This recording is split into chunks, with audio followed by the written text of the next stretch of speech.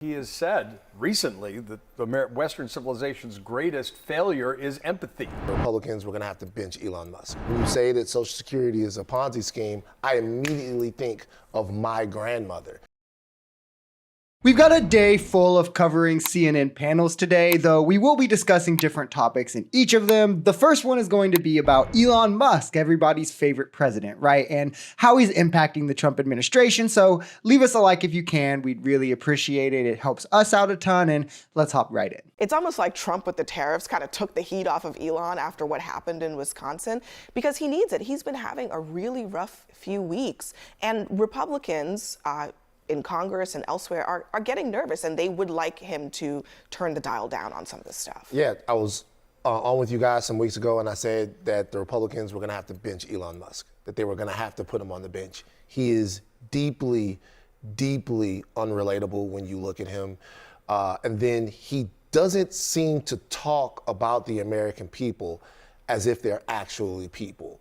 He's running his wing of the country in a very dollars and cents, like Neo from the Matrix way.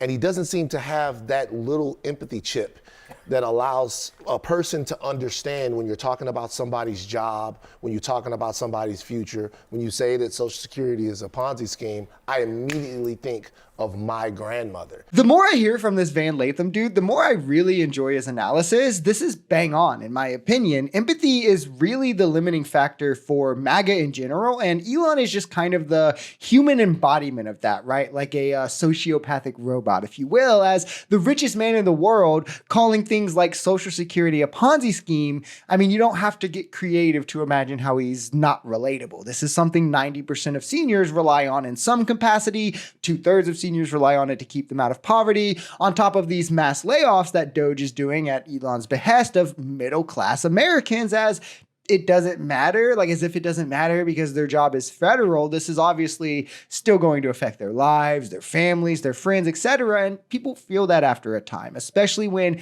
they voted you into or on the notion that you were immediately going to fix this exact feeling. I mean, it's more than having, empathy, Gene. He has said recently that Western civilization's greatest failure is empathy, which many people would argue is actually one of the better hallmarks of a civilization worth the name.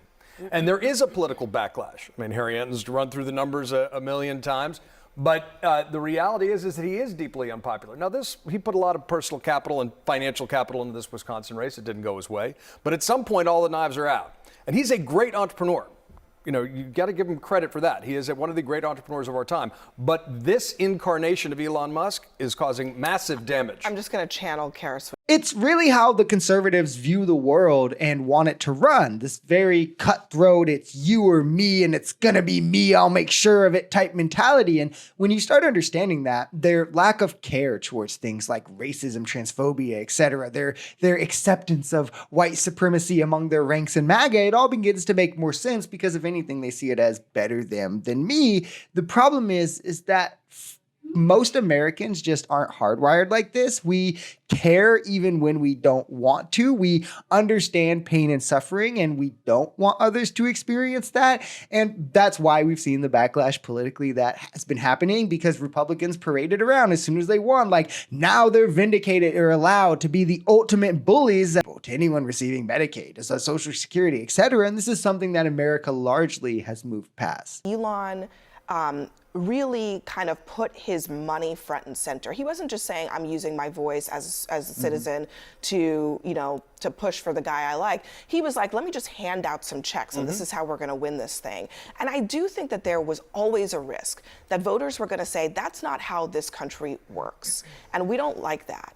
And some of that backlash, no question, hurt the Republicans. What do you mean that's not how this country works? People don't donate money to political campaigns? No. What I'm saying is that the idea that a billionaire hands people checks for votes is not how the country works. I don't think that's accurate. He wasn't handing people checks. So if for George votes. Soros were to say, oh, I'm going to give away $1 million to a random 5 people who go out and vote on this day, what would you say? Look, All kinds of billionaires spent money in this race. First off, let's be honest, they would lose their absolute minds if George Soros did this. They would feel so vindicated in the conspiracies they've been pushing these last 8 years, literally foaming at the mouth of the prospect of him doing this, mostly because they're anti-Semitic and they want to push their rich Jews controlled the world nonsense. But as to Scott Jennings' claim that many billionaires donated in the election, for who?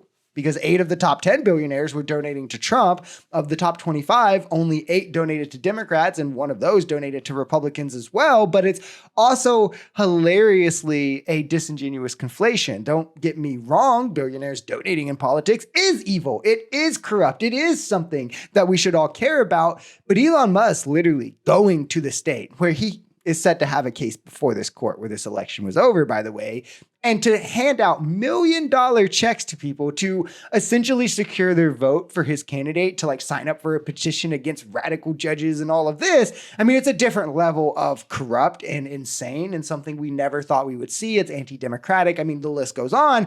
And this sort of tipping the scale mixed with the unconstitutional, the chaos, the incompetence, the corrupt actions that we've seen so far is exactly why there's been such a dramatic shift this soon, this fast, that we've seen in these special elections just 2 months into Trump's administration.